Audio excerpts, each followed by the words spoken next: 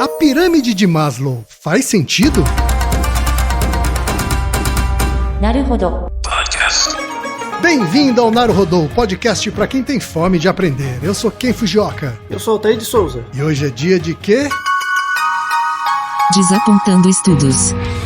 Altair, vamos para os recados da paróquia. Quais são? Número 1, vai no iTunes Store, dê 5 estrelas e faça o seu comentário. Isso aí. Número 2, indique um episódio do Naruhodo para alguém que nunca ouviu o Naruhodo ou mesmo nunca tenha ouvido um podcast. Vamos aumentar o tamanho de nossa podosfera. E número 3, Altair.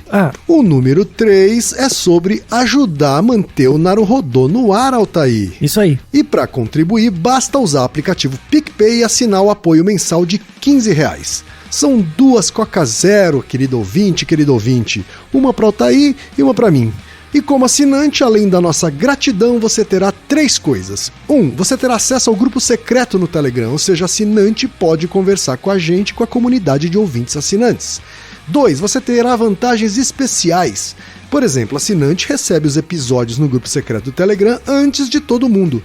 E 3. Você receberá conteúdos exclusivos.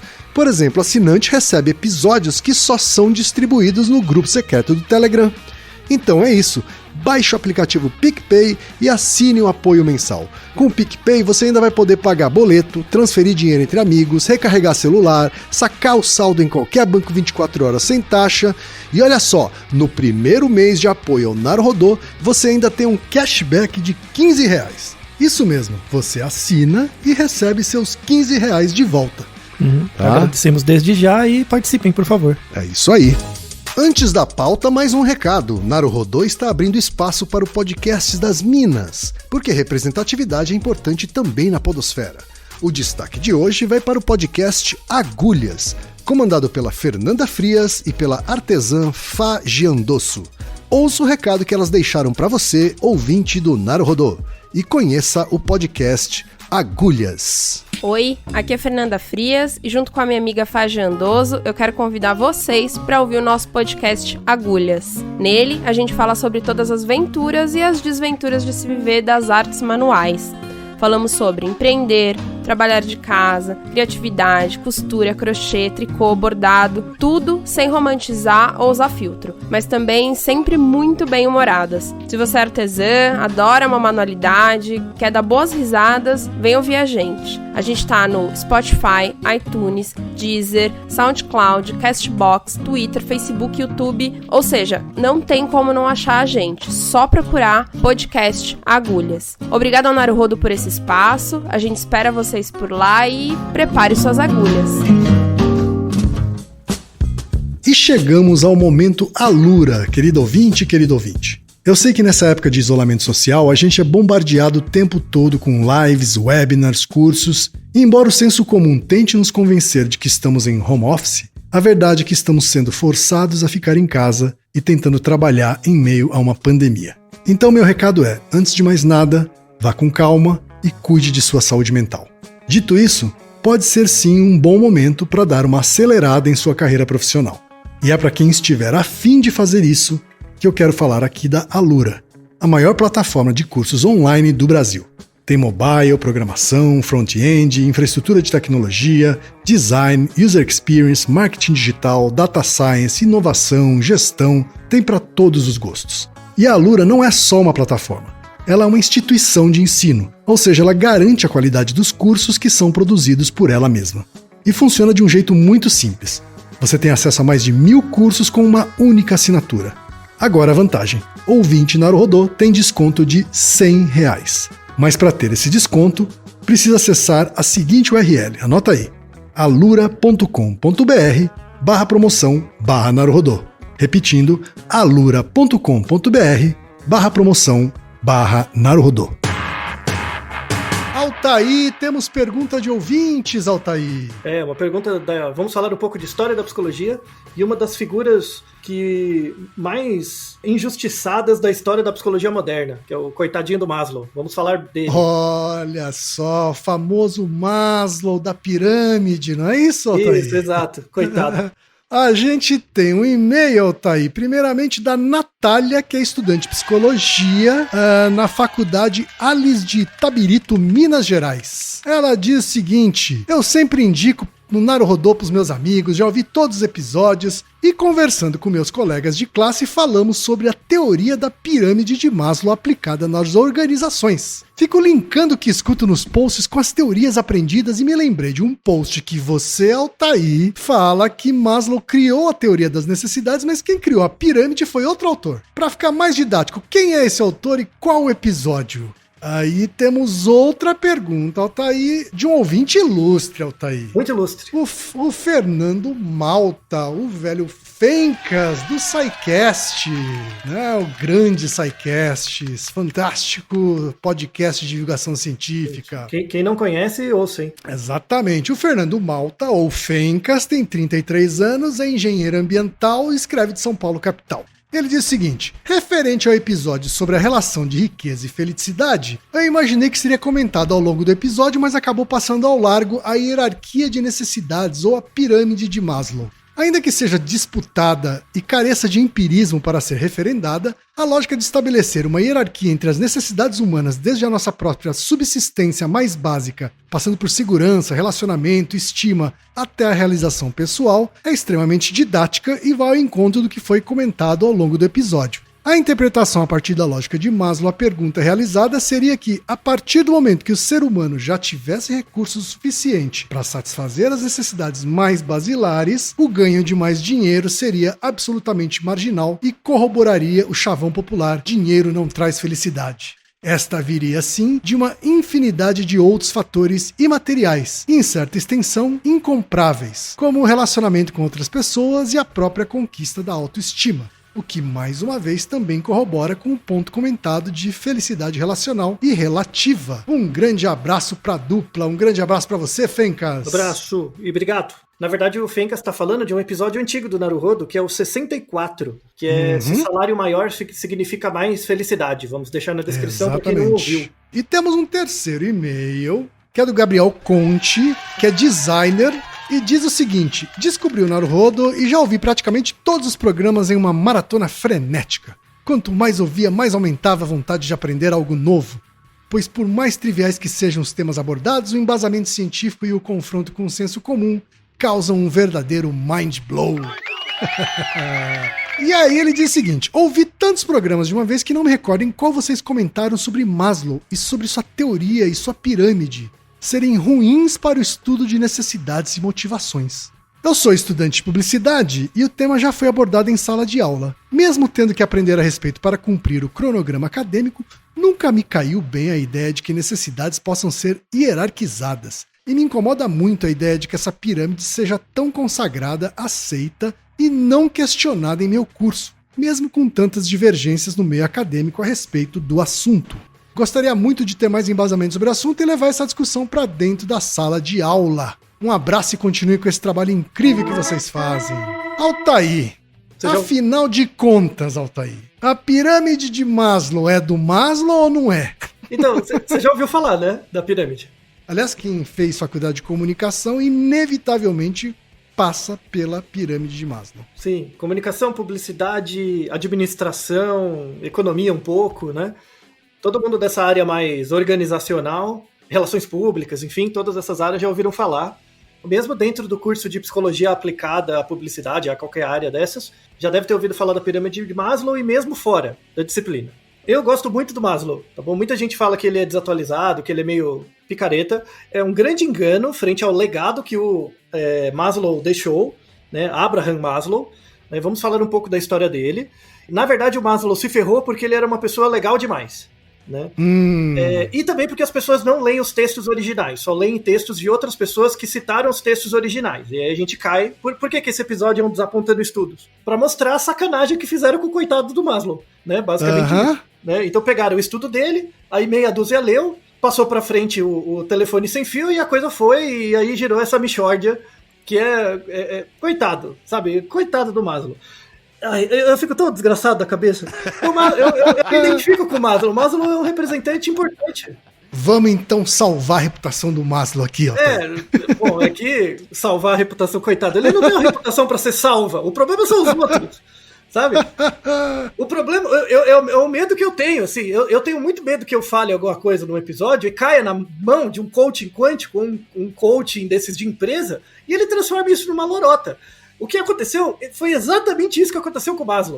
Eu tenho um chute. Eu acho que ele deve ter estudos muito sérios a respeito de motivação, mas aí alguém fez uma redução, uma simplificação e transformou numa pirâmide e ficou famoso com isso. Essa intuição vem da área de vocês, né? Que vocês gostam de fazer isso, né? Transformar as coisas num pitch. Eu adoro essa palavra. Transformar num pitch e aí pega. Pegaram a teoria do Maslow, fizeram a palestra do TED 60 anos atrás e ficou essa merda. Coitado do Maslow. Mas enfim, vamos contar um pouco da história do nosso querido rapaz aqui, o Maslow. Um dos exemplos, das grandes pessoas da psicologia. Ele é considerado o 10º autor na psicologia mais citado no século XX. O que não é um título para qualquer um, tá? Ele é muito importante. Vale a pena contar um pouquinho da história do Maslow, tá? Abraham Maslow nasceu em 1908 no subúrbio de Nova York e ele era filho de ucranianos, né? Que vieram logo no final ali na Revolução Russa, os imigrantes que hoje é a Ucrânia, na época era a Rússia, vieram para os Estados Unidos e ele era filho de ucranianos. E ele vivia no subúrbio, ele teve um crescimento multiétnico. Ele convivia com várias comunidades ali, né? Uhum. E a família dele era uma família judia. E, imagina, né? 1908, aí logo depois teve a Primeira Guerra e tal. Ele tem todo o contexto geopolítico, ele sofria com muito bullying por preconceito antissemita, né? Na época, né? Quando criança, quando jovem. E isso marcou ele muito, mas ao mesmo tempo ele via que dentro da própria casa dele, ele via o mesmo preconceito. Então, conta-se nas memórias dele e tal, né? Ele era uma pessoa muito, muito interessante, assim. Conta nas memórias dele que ele tinha uma relação muito ambígua com a mãe. Porque a mãe, apesar de ser de uma família judia e ser judia, e sofrer preconceito por isso, ela também mesmo era uma pessoa muito preconceituosa com negros, por exemplo. Né? Certo. Então ele sofria muito com essas ambiguidades, sabe? O preconceito eu sofro fora de casa, mas eu vejo dentro de casa também, né? Então ele era uma pessoa muito, muito sensível a essa questão de pertencimento, não pertencimento e tal, né? E aí ele tinha poucos amigos, né? Mas um amigo dele era um primo dele, e esse primo, um pouco mais velho, introduziu ele à leitura. Então ele morava nas bibliotecas, lia bastante e tal, e apesar de uma família de uma origem humilde, onde as pessoas valorizavam a educação, mas tinham baixa escolaridade, ele foi estudando, né? Entrou numa universidade local, ali em Nova York, regional, mas ele se destacou muito, né? Ele se destacou muito e ele conseguiu, no final da graduação em psicologia, entrar na pós-graduação da Universidade de Wisconsin, né? Que era muito importante na época. Sim, né? Sim. E aí, é algo bem interessante da história de vida dele. Ele era uma pessoa muito interdisciplinar.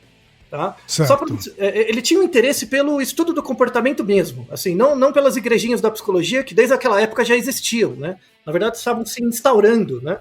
É muito interessante porque a discussão das igrejinhas da psicologia sempre nasceu num ambiente muito elitista, né? Então você tem o pessoal da fisiologia, depois gerou o pessoal da análise de comportamento, o pessoal da psicanálise, o pessoal da Gestalt. Todos eles, né, os criadores das áreas vieram de famílias ricas. Né, de famílias não muito ricas, mas com influência, né, social. Claro. Então, aí já estavam nas melhores universidades, então era uma discussão meio de classe privilegiados, alta. Assim. Né? É uma discussão de classe alta. Ele, como entrou ali, não tinha nada a ver com isso, né? Falou, vou ver o que, já que eu tô aqui, né, vou aproveitar o que tem. Ele fez doutorado com um professor, né, chamado Harry Harlow. Ele é muito importante para a psicologia, vai ter um episódio sobre ele depois. Só que o Harlow, ele foi meio cuzão também, assim, ele não era aquela pessoa bacana 100% também. Muito importante a pesquisa do Harlow, sobretudo no início, que é na psicologia clássica a gente chama do experimento da mãe de arame ou a mãe de pano, que era para estudar apego, né, para verificar se o carinho e o contato era um reforçador primário tão forte quanto a comida, né? Hoje é algo óbvio, mas na época não se tinha nada, né? Então ele foi um precursor nessa área. Mas ele conduziu outros experimentos antiéticos depois, mas aí a gente vê isso depois. Tá? É outro episódio. O Maslow fez doutorado com ele. Então ele tinha uma formação, inicialmente, muito positivista e com uma vertente biológica muito forte, né? Inicialmente. era interessante porque com o Harlow ele fez doutorado, né, depois. Mas antes ele fez mestrado. E ele tinha feito mestrado com um pesquisador, e ele fez um mestrado com comportamento verbal, que era uma coisa também da análise do comportamento, assim, bem no início da análise do comportamento. E é uma história interessante porque ele achou o mestrado dele muito ruim. Ele não gostou, tá? Tanto é que quando... Mas ele foi então convivendo aí com diferentes escolas, né? Sim, não, a gente não chegou ainda no ponto. Quando ele fez mestrado, ele não gostou do resultado. Ele defendeu, a banca gostou, mas ele não. Aí ele foi na biblioteca, pegou o papel, a tese, não tinha nada no computador, né? Ele pegou a tese e rasgou. Ele rasgou a única cópia do mestrado dele, porque ele não gostava, né? Não gostava mesmo, né? Exato. E o orientador dele falou, não, tá legal e tal. Tanto é que muitos anos depois ele acabou publicando, né, os resultados, mas ele já tinha esse caráter. E aí quando ele terminou o doutorado, ele virou pesquisador em universidades, mas ele não tinha uma linha de pesquisa ainda bem estabelecida, né? Tá. Ele estudou um pouco de fisiologia, estudou um pouco de metodologia, de análise do comportamento e tal, de etologia, né, comportamento animal e tal, e ficou naquilo. Aí conta a história que um dia ele era 1941, ele já tinha 33 anos e 2 filhos, né, e 1941 foi quando os Estados Unidos entrou na Segunda Guerra. E ele estava na frente da universidade dentro de um carro, e ele olhou para o outro lado da rua, tinha um grupo de jovens vestidos de soldados, que tinham acabado de aceitar o alistamento. E aí ele começou a pensar por que as pessoas vão pra guerra. E isso deu um start na cabeça dele. Eu vou estudar isso. Por que as pessoas se motivam a ir numa situação em que elas têm uma chance real de morrer, sabe? Sim. E deu um clique na cabeça dele. E aí ele começou, aí foi que ele foi pras teorias de motivação. Foi a partir daí. Aí depois... Interessante que o clique tenha sido esse, hein? Sim, pois é. O Maslow era conhecido por ser uma pessoa extremamente bem-humorada. Ele era uma pessoa muito, apesar da origem difícil, de todo o preconceito e tal, ele era uma pessoa muito vivaz, assim, muito bem-humorada. Se você procurar fotos do Maslow, ele sempre tá sorrindo, sabe? Era uma pessoa muito amigável, assim. E aí ele começou a atacar esse problema das motivações por todas as fontes que ele tinha acesso. Então ele já tinha uma base biológica, ele já cuidou das causas materiais e formais. Aí ele foi para a causa eficiente. Ele começou a se associar com 2 pesquisadores, né? E ele queria criar uma nova área da psicologia que estudasse o foco nas qualidades positivas das pessoas e não entender as pessoas como um saco de sintomas. Então, essa ideia do sujeito, da pessoa, como um conjunto de sintomas, né, ou comportamentos, é uma herança da psicanálise e da análise do comportamento inicial, das primeiras teorias associacionistas, né, as primeiras teorias de aprendizagem. Ele queria fugir disso. Ele queria focar nos aspectos positivos das pessoas, né? Certo. E aí ele começou a se associar, ele se associou com um pesquisador na Universidade de Colômbia, que é o Alfred Adler, que foi um amigo pessoal do Freud. Então ele fez uma formação em psicanálise, e ele também estudou junto com o Ruth Benedict, que é um grande antropólogo da época, né, dos Estados Unidos, e ele fez também trabalhos com Max Wertheimer, que é um dos fundadores da Gestalt. Então o cara tava em tudo. Ele acabou convivendo com cabeças brilhantes. Sim, com todo mundo que tava ali na balada da época, ele tava. Ele sabia, conhecia a galera, sabe? E aí ele começou a desenvolver uma psicologia que ele chama de psicologia humanística, né? Ou psicologia humanista, que é a psicologia que foca no indivíduo como um todo. Uma das prerrogativas da psicologia humanista é você entender o sujeito como um todo e não uma parte. Essa herança do sujeito como um todo vem em parte da análise do comportamento, mas também vem em parte da Gestalt. Então é muito interessante, assim, ele não cita diretamente as causas de Aristóteles, mas o texto dele leva muito em conta isso. Ele queria saber o que motivava as pessoas, né? O que motiva as pessoas a fazerem as coisas que elas fazem. Tem uma motivação fisiológica, então ele começou a estudar, por exemplo, o mecanismo de fome, né? Quando falta comida, você nem pensa em estar com fome, você está com fome. Então tem essa questão fisiológica inicialmente, mas como que essa questão fisiológica depois vai para outros comportamentos, né? Para você trabalhar, para você, sei lá, entrar na guerra, né? O que te motiva para isso, né? E aí ele começou a pensar em diferentes fontes de motivação, né? Você tem a fonte fisiológica, que é a causa material e formal, e você tem diferentes níveis de fontes eficientes, né, do comportamento. Sim. E aí ele começou a pensar, né? E aí ele criou a primeira categorização, não é hierarquia, a primeira categorização das necessidades básicas de Maslow. tá? Aí tem uma diferença importante, né? Porque categorização é uma coisa, né? Você não está dizendo que uma categoria vem antes da outra ou é mais importante que a outra. Muito bem. Mas a pirâmide já é uma hierarquização que surgiu lá na frente, né? Mas ok, voltando. Então, não por causa dele. Primeira coisa, para deixar claro, Maslow nunca falou de pirâmide. Nunca falou em hierarquia dessas motivações. Não, ele falou em hierarquia, mas não como uma pirâmide. Ele nunca, em nenhum artigo dele, eu estou deixando os artigos originais aqui, leia os artigos, não tem nenhum desenho de pirâmide. Nenhum. Nem quadrado, nem bola, nada. Nenhum, tá? Ele não desenhou nem nada. Primeira coisa. Então, ele colocou essa dimensão, né, dessas primeiras necessidades, né? A primeira é a fisiológica. Então, o próprio fato de você estar com fome te motiva a buscar comida, é uma necessidade fisiológica.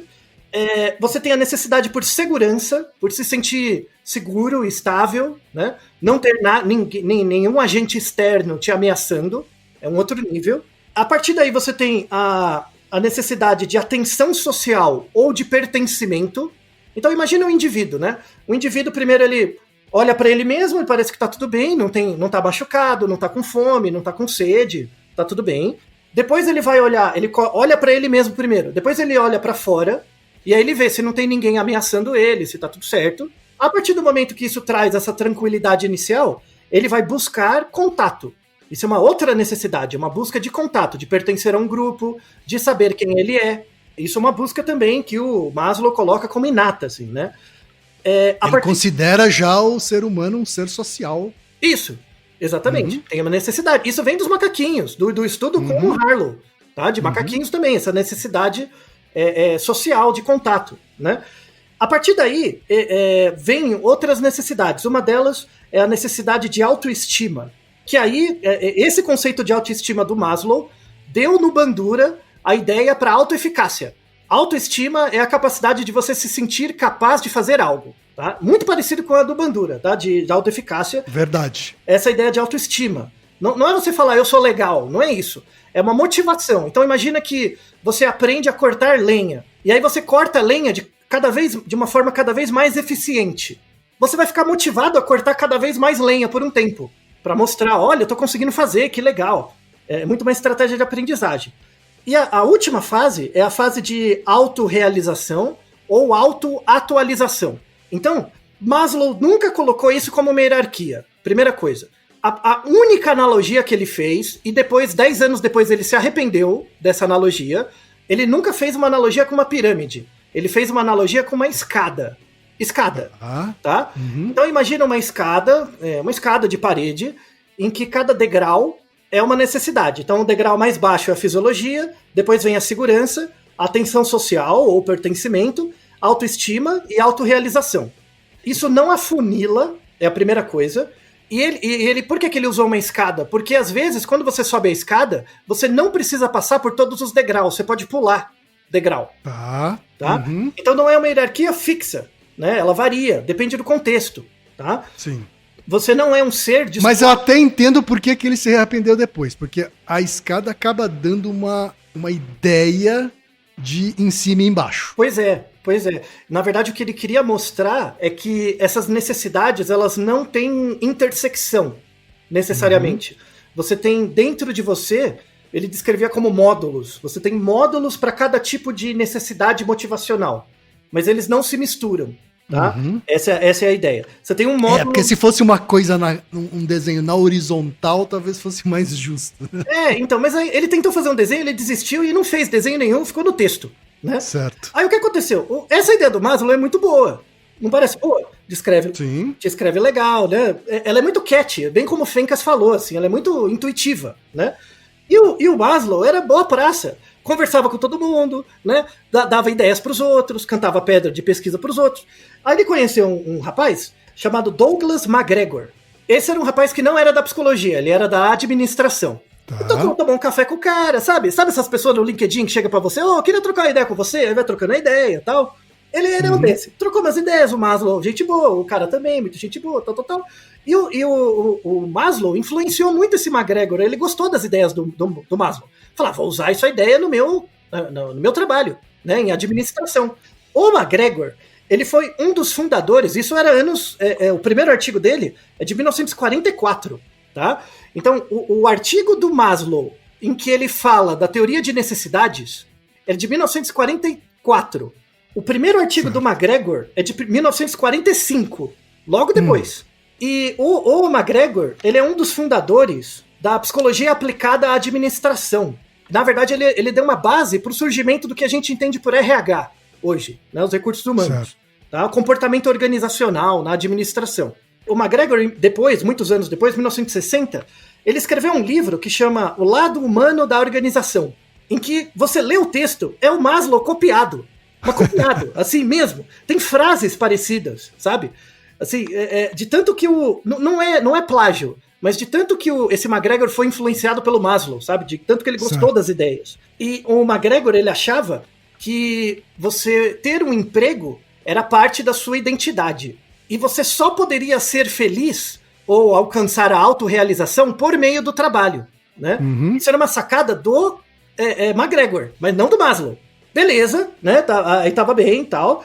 Aí, onde que apareceu a primeira vez a desgraça da pirâmide? Veja só olha, que inferno. O Maslow escreveu o artigo dele em 1943, né? O primeiro artigo, Uma Teoria da Motivação Humana. Estou deixando o artigo original na descrição. Leia o artigo, tá? E não tinha pirâmide nenhuma, não tinha nada. Aí o McGregor veio depois, tal. Quem foi o primeiro cara que tentou transformar num desenho? O McGregor, tá? O McGregor, como ele tinha conversado com o Maslow antes e falou, parece uma escada, tal, tem um texto, estou deixando na descrição também o texto, do McGregor, colocando uma escada. Tá. Mas aí o Maslow não concordava, mas tudo bem, né? Porque era outra área, não é psicologia, administração, tal. 1960, veio um puto chamado McDermott, tá? Esse cara. Que é o coaching quântico da época, né? De coaching de empresa. Aí, olha só, em 1960, ele já. A psicologia aplicada à administração, a RH estava crescendo, né? Desenvolvimento industrial, Estados Unidos, já viu. Aí, em 1960, ele escreve um livro, olha o título do livro: Como o Dinheiro Motiva o Homem. Olha lá. Fala se não é pra matar uma desgraça dessa. Olha lá, autoajuda. Desgraça, já 40, 50 anos atrás já tinha autoajuda. Aí ele vai, escreve essa desgraça desse livro, ele pega a ideia, na verdade não pegou a ideia do Maslow, pegou a ideia do McGregor que chupiou do Maslow, né? Aí falou, vou dar uma simplificada, aí põe a desgraça da pirâmide. Olha lá. Aí, você já ouviu falar do McDermott? Nunca ouviu, mas ouviu falar do coitado do Maslow, que tomou a culpa. Isso que popularizou, foi esse texto, de como o dinheiro motiva o homem. Popularizou, aí caiu no LinkedIn da galera, sabe? Quando você publica uns esquemas no LinkedIn, o povo do LinkedIn gosta de esquemas, né? E aí viralizou, botaram na conta do coitado do Maslow. Maslow no começo ele não entendeu, né? Porque ele estava em outra área, psicologia humanística, sabe? Uma outra área, não tinha nada a ver com a administração. Aí os caras da administração começaram a chamar ele, aí ele ia lá conversar com os caras, aí ele viu que os caras falavam, mas eu não falei nada disso. Eu não tenho nada a ver com isso aí, não. Né? Aí no início ele resistia, mas aí o couro comendo lá na administração, né? Como é a pirâmide, morar dentro da pirâmide, drogas e pirâmide da realização e tudo, né? Vou colocar artigos agora de 2019, 2020, que as pessoas continuam com essa besteira de pegar. Tem um artigo interessantíssimo por ser ruim. O título do artigo é assim: Adaptação da pirâmide de Maslow ao trabalho dos enfermeiros, né? Na área médica. Uma pirâmide não é nem do Maslow. Aí o cara coloca a pirâmide do Maslow, que não é dele, e do lado a pirâmide aplicada à medicina. Mano, coaching quântico total, né? Aí, mais pro final da vida, né, o Maslow morreu em 1970. Ele entrou, no final da vida dele, ele entrou nessa pira. Falou, mano, os caras tão me tirando de comédia. Por que bota o meu nome na pirâmide? Não é eu, tem a ver com os outros aí. Aí ele começou a entrar na área de psicologia do trabalho mesmo. Ele falou, não, eu vou entrar e vou causar. Aí ele entrou, começou a fazer pesquisa, ele saiu dessa coisa Ele deixou um legado importante na teoria da motivação, no foco nas qualidades positivas e tal, mas aí tinha essa coisa da psicologia do trabalho que encaixava, ele começou a ir pra psicologia do trabalho. E aí começou a escrever uns textos, assim, mas os textos não ficaram tão famosos quanto esse da pirâmide, porque a pirâmide é mais catchy, né? E a pirâmide manteve as categorias, né? Então, e as categorias são boas, certo? São, mas até a página 2. Essa parte, não, mas a parte da categoria era a parte boa, né? Era a parte que deixou quieto a teoria dele. Isso, né? Só que o próprio Maslow evoluiu a teoria dele, só que não tem espaço na pirâmide, entendeu? Pra evoluir. Então, meio que a percepção que os outros tinham do Maslow, muita gente que estuda psicologia de jeito raso, acha que o Maslow é meio picareta, é aqueles cara que foi pra psicologia ganhar dinheiro, foi pra administração, assim, ganhar dinheiro. E é mentira, coitado, o cara morreu todo ferrado, tadinho. É uma injustiça que fizeram com o cara. E aí, ele começou a querer ir atrás, assim, querer dar uma mexida nessa coisa do trabalho. E o próprio McGregor, ele desenvolveu uma teoria dentro dessa área aí de motivação pro trabalho e tal, que chama a teoria Y. A teoria Y. A teoria Y parte do pressuposto de que as pessoas são motivadas para o trabalho, né? Elas são motivadas, as pessoas não são inerentemente preguiçosas, mas o que você tem que achar é que ponto dessa hierarquia ele está para ter que motivar a pessoa. Aí, essa teoria do McGregor gerou outras, tem um monte de teorias de motivação hoje, tá? Só pra você ter ideia, eu fiz uma lista, tem mais ou menos 30 a 35 teorias de motivação, tá? Eu imagino a quantidade de picaretagem que tem também no meio, né? Então, eu só vou fazer um ramo pra você ver onde a picaretagem tá, porque depois em outros episódios a gente ataca outras teorias, tá? Então, essa teoria do McGregor, baseado no Maslow, da teoria em Y, tava indo, aí quem for da administração já deve ter ouvido falar disso. Você já ouviu falar de carreira em Y? Opa! Então, vem da inspiração do McGregor. Não é a teoria do McGregor, mas é inspirado nele, tá? Sim. De alocar as competências da pessoa para colocar ela numa área mais gerencial, mais técnica. É bem inspirado na teoria do McGregor. O Maslow começou a querer fazer uma teoria, só que ele morreu antes, que é chamada teoria Z, né? A teoria Z, ele fala o seguinte, falou, não, tudo bem, o trabalho faz parte da identidade das pessoas e tal, tudo bem, mas tem uma questão anterior. E aí ele faz uma crítica muito boa e mostra a genialidade do Maslow. Você tem que lembrar que isso é anos 70, tá? Não é hoje. Hoje é uma discussão muito atual. Nos anos 70 ele já estava falando disso. Que ele falava o seguinte, falou, não é que o trabalho motiva a pessoa. A pessoa não é motivada pelo trabalho, necessariamente. Ela só é motivada a partir do momento que o trabalho dá para ela uma segurança econômica mínima para ela ser criativa. Então, veja consequência. Pense em duas classes sociais que a gente tem hoje: Uber e iFood. 60 anos atrás, tá? O Maslow falava. Ele falava o seguinte: as pessoas buscam atender suas necessidades, buscando, no final, a autorrealização. Mas isso tem condições básicas. Uma das condições mais básicas para a busca dessa autorrealização é a questão fisiológica. Até aí tudo bem, tá? Uhum. Mas existe outra. Isso é uma atualização da pirâmide dele. Existe uma outra necessidade, que é uma necessidade de garantia econômica. Imagina o seguinte, eu tenho um emprego, eu sei que no meu emprego eu faço as coisas que tem que ser feitas, eu não sou picareta e não tenho uma instabilidade muito grande, eu tô fazendo meu trabalho, eu consigo ver que eu tenho autoeficácia, o que eu faço gera um efeito, né? Meu trabalho tá bom, tá? Não aconteceu nada muito grave, e eu tenho um salário que me garante alguma estabilidade.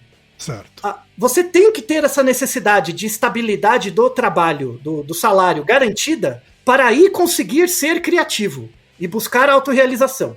Certo. Tá? Então ele coloca no mesmo nível da necessidade fisiológica a necessidade de estabilidade econômica, que é totalmente o contrário desses subempregos, onde você chama a pessoa de colaborador, mas na verdade é uma escravidão formal, né? Uma escravidão funcional. Então imagina, o cara trabalha no Uber, no iFood, todos esses tipos de subemprego, emprego precarizado, e a pessoa trabalha 16 horas por dia, 14 horas por dia, por um salário muito baixo. Ou seja, ela não consegue chegar numa condição motivacional nem para aspirar algo. Ela cai num estado que o próprio Maslow chamou, 60 anos atrás, de inércia do trabalho. A pessoa cai, quando você precariza muito, ela não consegue ter nem autoeficácia para passar para a fase de autoestima, né, que é a fase de perceber que sabe alguma coisa e buscar algo além daquilo, porque ela trabalha 16 horas por dia, né? Então, veja como a teoria do Maslow é de fato importante, de verdade. Sem dúvida. E aí ele estava desenvolvendo essa questão, né? Tipo, a gente tem que lutar por sindicato, tem que lutar por uma maior autonomia do funcionário, né? De formação, educação dos funcionários e tal, né? Um incentivo não só no dinheiro. Dinheiro não é o fundamental. O fundamental é você garantir uma situação onde a pessoa sabe que o boleto tá pago. Isso, a sensação de segurança para aí poder exercitar algum nível criativo. Isso. Enquanto ser humano, né? Isso, muito bem. Pro Maslow, a criatividade vem a partir de uma estabilidade básica econômica, sabe? A criatividade do trabalho, né?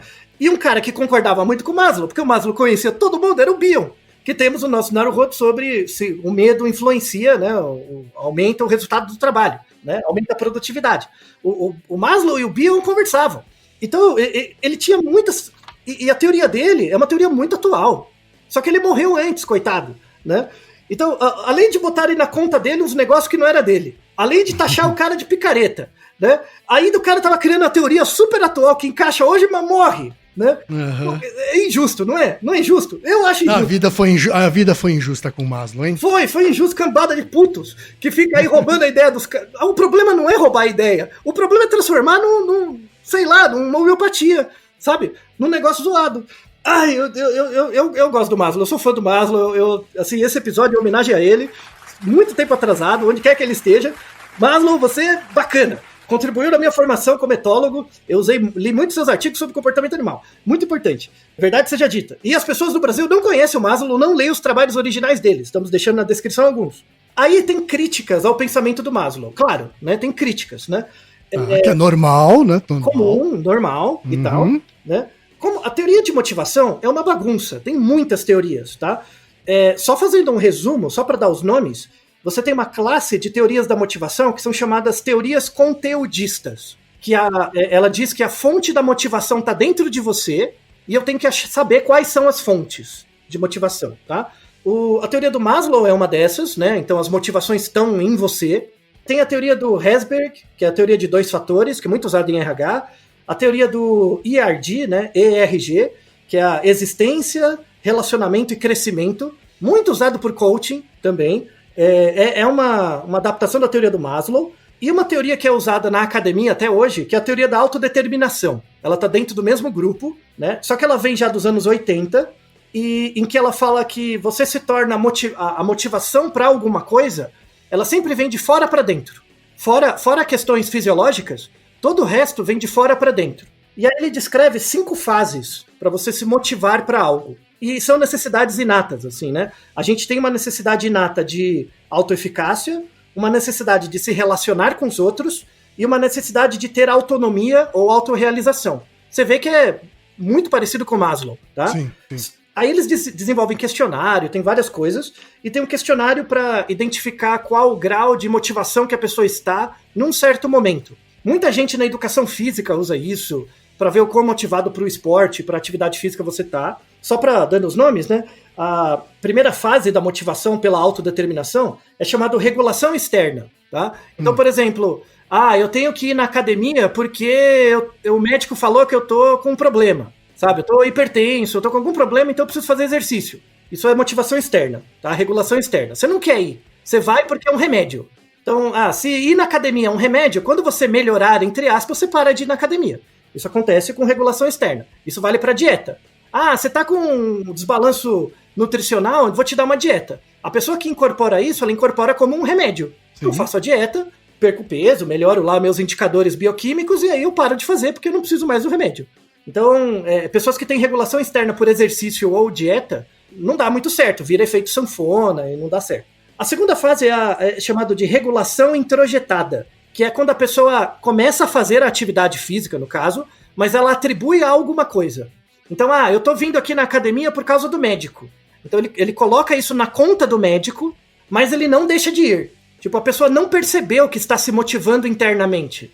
Ela atribui ainda a algo externo, tá? A outra fase é chamada de regulação identificada, que é quando a pessoa percebe, nossa, parece que eu gostei de fazer exercício. Ainda não é ela, mas eu gostei, tô gostando, né? É uma terceira fase. E aí tem a última fase, que é a regulação introjetada ou integrada, que é quando a pessoa coloca a atividade como sendo parte dela. Falando, não, eu sou aquele que faz exercício. Tipo, ela vai fazer parte de um grupo de corrida, ela começa a pertencer a espaços sociais onde aquela atividade é importante. Ela passou a ter vida de atleta. Isso, exatamente. Se você perceber as pessoas, né, você consegue ver que as pessoas estão em diferentes partes desse estado motivacional para várias coisas.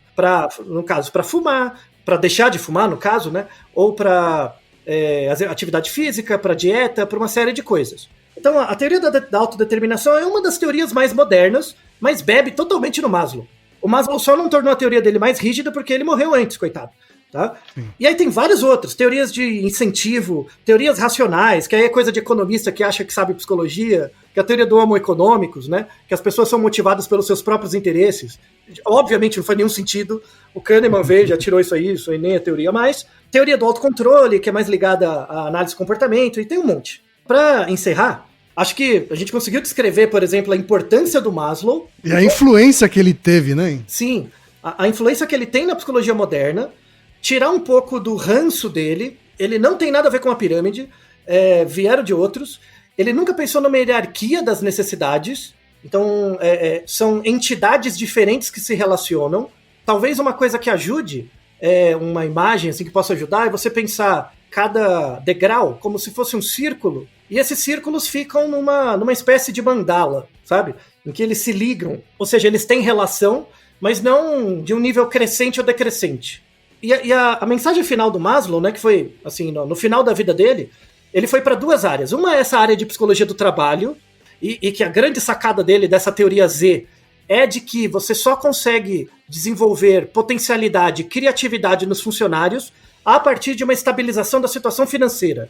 Para quem estiver ouvindo a gente, imagine uma situação na sua vida em que você parou e percebeu, não vou ter dinheiro para pagar o aluguel esse mês. Ou não vou ter dinheiro para pagar as contas esse mês. O seu QI vai decair 20 pontos, 30 pontos. Porque essa preocupação vai ficar latente, tá bom? Ela vai ocupar boa parte da sua mente, né? Exato, exato. Logo. Agora, isso também tem é o tipo de conclusão também que tem tudo a ver com uma sociedade capitalista, né? Movida pelo trabalho, né? Uma sociedade do trabalho.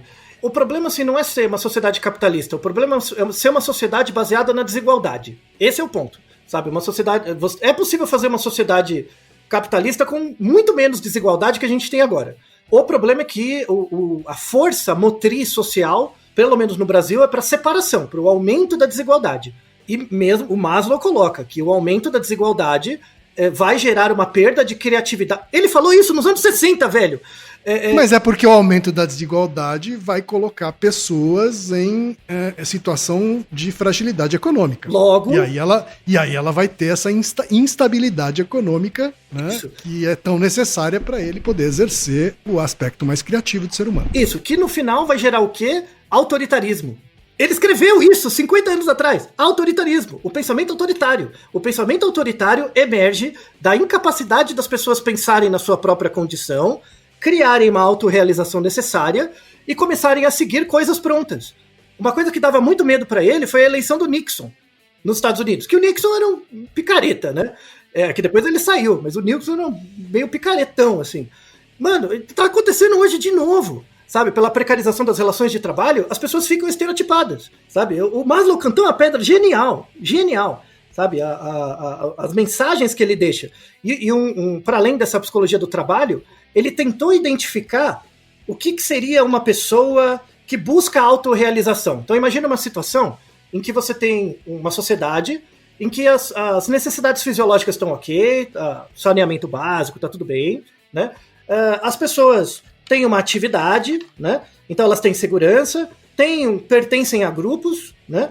E têm uma autoestima, então elas percebem o que são capazes de fazer. Então imagine uma sociedade onde todo mundo chegou nessa quarta fase. Tudo bem. Aí a última fase é a autorrealização. Ele queria identificar o padrão das pessoas que funcionavam buscando a autorrealização. Ele achava que a autorrealização, que é a fase final, né? Ou autoatualização, era um outro nome que ele dava, não era uma consequência final das outras fases.